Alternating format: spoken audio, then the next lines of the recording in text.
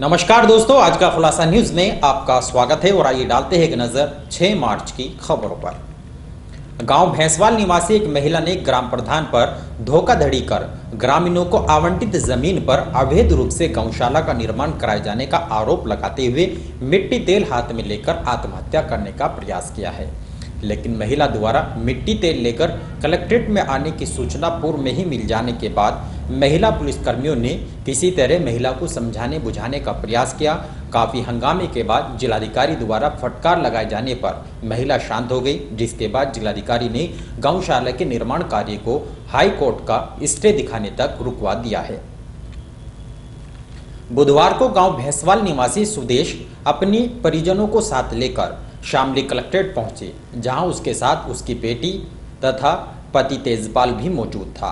महिला कलेक्ट्रेट परिसर में हाथों में मिट्टी के तेल से भरी कैन लेकर घूम रही थी, लेकिन इसी दौरान मामले की भनक कलेक्ट्रेट परिसर में चल रहे कार्यक्रम में मौजूद पुलिस अधिकारियों को लग गई, जिसके बाद महिला सेल प्रभारी पारुल चौधरी अपनी साथी महिला पुलिसकर्मियों को साथ लेकर महिला के पास पहुंची और महिला से मिट्टी के तेल से भरी कैन को छीनने का प्रयास किया, लेकिन महिला ने हंगामा शुरू कर दिया, जिसके बाद महिला जोर जोर से चीखते चिल्लाते हुए रोने लगी और आसपास मौजूद लोगों की भीड़ भी इकट्ठा हो गई।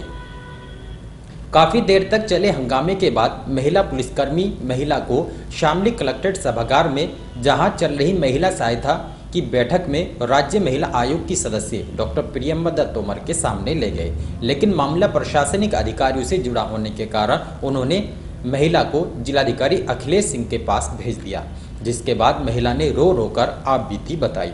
महिला ने हंगामे को देखते हुए जिलाधिकारी अखिलेश सिंह ने महिला को जेल भेजने की चेतावनी दी, जिसके बाद महिला शांत हो गई। महिला ने बताया कि सन 1975 में उसको पट्टे आवंटित किए गए थे, जिसमें 39 पट्टों का प्रस्ताव ग्राम सभा द्वारा एक साथ किया गया था, लेकिन 4 पट्टे रजिस्ट्रेशन चकबंदी में धोखाधड़ी करते हुए दूसरे का नाम चढ़वाकर आसामी घोषित कर दिया गया था, जिसमें उच्च न्यायालय में डिमांड भी की गई थी। आरोप लगाया गया कि उक्त जमीन पर ग्राम प्रधान द्वारा कब्जा कर लेखपाल और कानूनगो ने उक्त 4 आदमियों के पट्टे खाली करवा लिए हैं, जिसमें गौशाला का निर्माण कराया जा रहा है, जिससे उसके परिवार के सामने आर्थिक संकट खड़ा हो गया है। महिला ने बताया कि वो मजदूरी कर अपना जीवन यापन कर रही है, जिससे उसके बच्चे भूखे मरने की कगार पर पहुंच जाएंगे। महिला के पति तेजपाल ने बताया कि उनका मामला हाईकोर्ट में विचाराधीन है, जिस कारण उक्त भूमि पर स्टे है, लेकिन उसके बावजूद भी उनके खेतों में खोदाई शुरू कर दी गई है। मामले में जिलाधिकारी ने फिलहाल गौशाला का निर्माण कार्य रुकवा दिया है और स्टे के कागजात दिखाने तक कार्य बंद कराए जाने का आश्वासन दिया है, जिसके बाद महिला शांत होकर वापस लौट गई।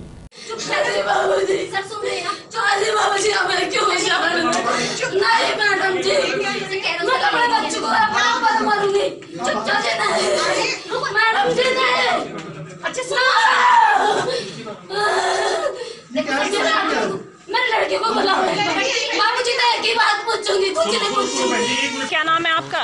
सुनो तो सही। हाजी मैं आता मत यही करूंगा, अपने जान को बुला के आज की बाबा कुछ इंसाफ नहीं मिल रहा, बस हमें इंसाफ चाहिए। 39 पट्टे हैं, उन्होंने खारिज कर रहे, हमें खारिज कर रहे, बताओ उन्हें कहाँ लेके जाऊँ? मेरी पढ़ने की उम्र है, कैसी उम्र है, बस आपकी कार्रवाई करवाएंगे।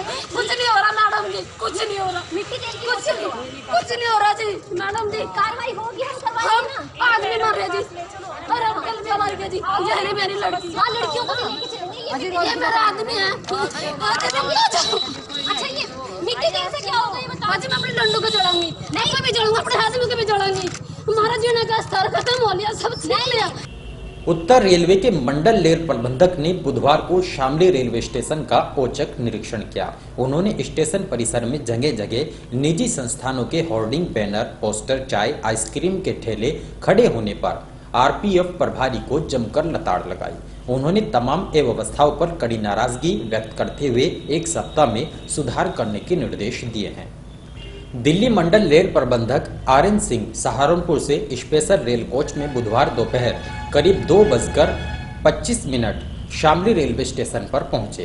प्लेटफार्म पर किसी भी स्थानीय अधिकारी द्वारा आगवानी न करने पर उनका माथा ठनक गया। उन्होंने स्टेशन परिसर में मुख्य द्वार के आसपास बड़ी संख्या में निजी कारों के खड़े होने पर आरपीएफ के अफसरों से पूछताछ की। क्या ये परिसर पार्किंग के लिए है? इस पर उनसे कोई जवाब नहीं बना। इसी दौरान डीआरएम की नजरें परिसर में ही खड़ी आइसक्रीम की ठेली पर पड़ी तो वे क्रोधित हो गए और आरपीएफ अफसरों से पूछा, क्या सब कुछ आपकी मर्जी से चल रहा है?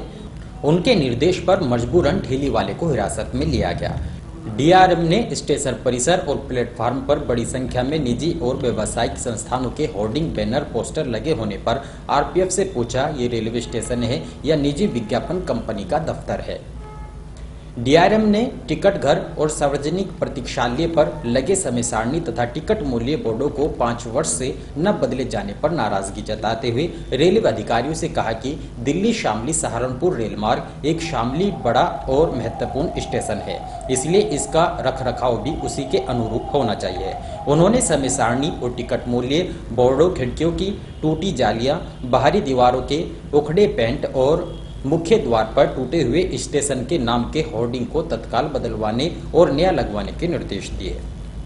उन्होंने स्टेशन के कंट्रोल कक्ष, स्टेशन मास्टर कक्ष में शिकायत रजिस्टर, गाड़ियों के संचालन रजिस्टर, हाजिरी रजिस्टर, ड्यूटी चार्ट आदि की गहनता से जांच की। उन्होंने शिकायत रजिस्टर में दर्ज शिकायतों का कोई भी जवाब नहीं दिए जाने पर नाराजगी जताई है। डीआरएम के साथ रेलवे दिल्ली मंडल के वाणिज्यकर, विद्युत परिचालक, तकनीकी सेवाओं के अधिकारी भी शामिल थे। इस अवसर पर स्टेशन अधीक्षक सुधीर कुमार शर्मा, विक्रांत सरोहा आदि भी मौजूद रहे हैं। तो 2020 में हो जाएगा विद्युतीकरण, ऑनलाइन में टाइम लगता है, लेकिन अभी तो ये कहीं दिखाई नहीं दे रहा। जबकि पिछले साल ही स्वीकृत हुआ है। क्या कारण हुआ इतना लेट होने का? 2018 तक पूरा करने का विद्युतीकरण का आपका टारगेट था। जहाँ ज़्यादा संख्या रहती है गाड़ियों की, पहले इसका भी स्वीकृत हो गया तो वो समय लगता ज़्यादा। एक प्रोजेक्ट था कैथल से करनाल वाया शामली मेरठ के लिए, उसका सर्वे रिपोर्ट शायद आपको हो गई। अभी सर्वे हो रहा है, उसका भी हो रहा है। स्वीकृत नहीं हुआ है, जो सर्वे घोषणा की गई थी रेल मंत्री जी द्वारा अपने बजट सर्वे की घोषणा की गई, सर्वे चल रहा है। आज आपने क्या देखा यहाँ पर निरीक्षण में? यहाँ पर देखा साफ सफाई व्यवस्था और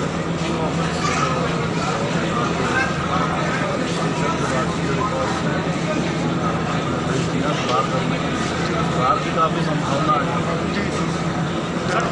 मेरठ पानीपत ट्रेनों में प्राइवेट टीचर छोड़े जाते हैं, उधर सोने छोड़े जा रहे हैं।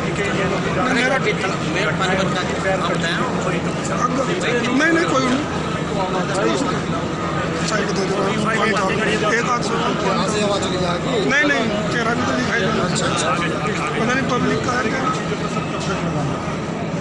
हमारे आरपीएफ कार्रवाई करेंगे स्टेशन पे, हमारा स्टेशन स्टाफ और आरपीएफ लंबे सेक्शन है, कहीं भी चल जाते पर्टिकुलर जिस तरीके शामली के brigadier Hoshiyar Singh inter college में चल रहे 85 यूबी बटालियन के 10 दिवसीय वार्षिक प्रशिक्षण शिविर के दूसरे दिन कैडेटों को योगाभ्यास एवं पीटी कराई गई। बुधवार को शामली के brigadier Hoshiyar Singh inter college में चल रहे 10 दिवसीय वार्षिक प्रशिक्षण शिविर के दूसरे दिन कैडेटों को पीटी एवं योगाभ्यास कराया गया। Camp commandant colonel R K. Anuj ने कैडेटों को नित्य प्रतिदिन शारीरिक व्यायाम करने का आह्वान किया। उन्होंने कहा कि शारीरिक व्यायाम से शरीर मजबूत होने के साथ ही मानसिक मजबूती भी मिलती है। शरीर में एक सकारात्मक ऊर्जा का संचालन होता है। इसके पश्चात ट्रेनिंग ऑफिसर कर्नल संजय आहूवालिया के नेतृत्व में कैडेटों को 10 प्लाटून में बांटकर 22 राइफलों से वाकफियत, वजन, कारगर, रेंज आदि के संबंध में बताया गया। इसके अलावा 22 राइफल को खोलने तथा जोड़ने का भी अभ्यास कराया गया। अखिल भारतीय कांग्रेस कमेटी के सचिव एवं पश्चिम उत्तर प्रदेश प्रभारी राणा गोस्वामी ने आगामी लोकसभा चुनाव को लेकर जनपद के पार्टी कार्यकर्ताओं तथा पदाधिकारियों की बैठक आयोजित की। इस दौरान उन्होंने कैराना लोकसभा क्षेत्र में पार्टी उम्मीदवारों का बायोडाटा भी जमा कराया है। बुधवार को शामली के रेलवे रोड स्थित अग्रवाल धर्मशाला में कांग्रेस कार्यकर्ताओं की एक बैठक का आयोजन किया गया, जिसमें अखिल भारतीय कांग्रेस कमेटी के सचिव व पश्चिम उत्तर प्रदेश प्रभारी राणा गोस्वामी ने कार्यकर्ताओं से बातचीत की, जिसमें उनके साथ कैराना लोकसभा प्रभारी बलराज थोरी भी मौजूद रहे। इस दौरान पूर्व विधायक पंकज मलिक, अयूब जंग, जिलाध्यक्ष ओम प्रकाश शर्मा तथा शामली नगर अध्यक्ष वैभव गर्ग आदि ने उनका फूल मालाओं के साथ भव्य स्वागत किया। आगामी लोकसभा प्रत्याशी चयन तथा संगठन पर बोलते हुए उन्होंने कहा कि लोकसभा चुनाव के लिए योग्य एवं कांग्रेस समर्पित प्रत्याशी का चयन बहुत ही पारदर्शिता और निष्पक्षता के साथ किया जाएगा। आगामी कैराना लोकसभा चुनाव के लिए प्रत्याशी चयन के लिए गोपनीयता के साथ जिला व शहर कांग्रेस पदाधिकारियों का मन भी टटोला गया है। दिव्यांगजन सशक्तिकरण विभाग द्वारा निःशुल्क सहायता उपकरण वितरण शिविर में करीब 74 दिव्यांगों को सहायता उपकरण वितरित किए गए। इस दौरान सीडीओ विवेक त्रिपाठी ने दिव्यांगों को प्रमाण पत्र भी जारी करने के निर्देश दिए हैं। बुधवार को शामली के विकास भवन में दिव्यांगजन सशक्तिकरण विभाग द्वारा निःशुल्क सहायता उपकरण वितरण शिविर का आयोजन किया गया, जिसका शुभारंभ मुख्य विकास अधिकारी विवेक त्रिपाठी ने फीता काटकर किया। इस अवसर पर कार्यक्रम को संबोधित करते हुए उन्होंने कहा कि भारत सरकार के सामाजिक न्याय एवं अधिकारिता मंत्रालय द्वारा दिव्यांगजनों के लिए अनेकों योजनाएं चलाई जा रही हैं, जिसमें सभी को लाभ दिया जा रहा है। उन्होंने कहा कि करीब 74 दिव्यांगों को सहायता उपकरण वितरित किए जा रहे हैं, जिसमें 70 ट्राईसाइकिल व 4 व्हील चेयर शामिल है। उन्होंने सभी दिव्यांगजनों के प्रमाण पत्र बनवाकर उनको दिव्यांग पेंशन भी दिए जाने के निर्देश दिए हैं। और इन्हीं खबरों के साथ समाचार बुलेटिन ही समाप्त है। दीजिए इजाजत, नमस्कार।